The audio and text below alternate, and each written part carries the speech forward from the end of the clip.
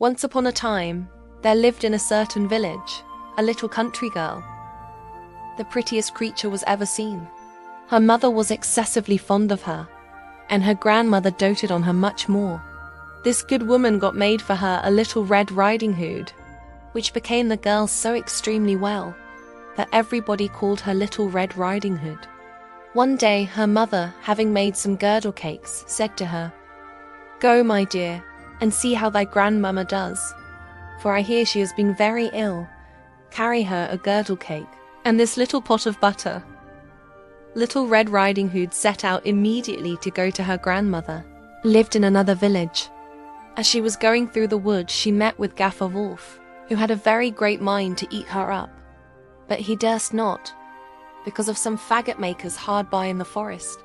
He asked her whither she was going.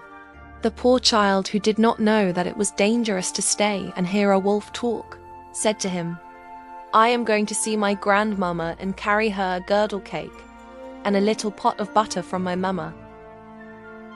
"Does she live far off?" said the wolf. "Oh, I," answered Little Red Riding Hood. "It is beyond that mill you see there, at the first house in the village." "Well," said the wolf, "and I'll go and see her too. I'll go this way, and you go that, and we shall see who will be there soonest." The wolf began to run as fast as he could, taking the nearest way, and the little girl went by that farthest about, diverting herself in gathering nuts, running after butterflies, and making nosegays of such little flowers as she met with.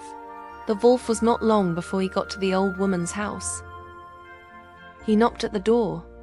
Tap, tap. "Who's there?"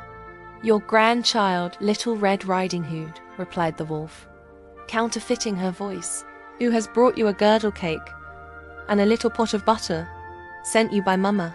The good grandmother, who was in bed, because she found herself somewhat ill, cried out, "Pull the peg, and the bolt will fall."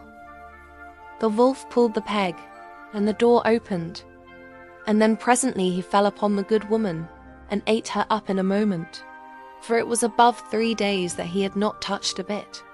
He then shut the door, and went into the grandmother's bed, expecting Little Red Riding Hood, who came some time afterwards, and knocked at the door.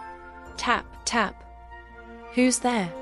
Little Red Riding Hood, hearing the big voice of the wolf, was at first afraid, but believing her grandmother had got a cold, and was hoarse, answered, "'Tis your grandchild Little Red Riding Hood, who has brought you a girdle cake and a little pot of butter Mama sends you."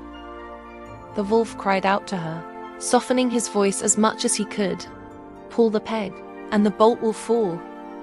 Little Red Riding Hood pulled the peg, and the door opened. The wolf, seeing her come in, said to her, hiding himself under the bedclothes, "Put the cake and the little pot of butter upon the bread bin, and come and lie down with me." Little Red Riding Hood undressed herself and went into bed, where, being greatly amazed to see how her grandmother looked in her nightclothes, she said to her, "Grandmamma, what great arms you have got! That is the better to hug thee, my dear." "Grandmamma, what great legs you have got! That is to run the better, my child." "Grandmamma, what great ears you have got!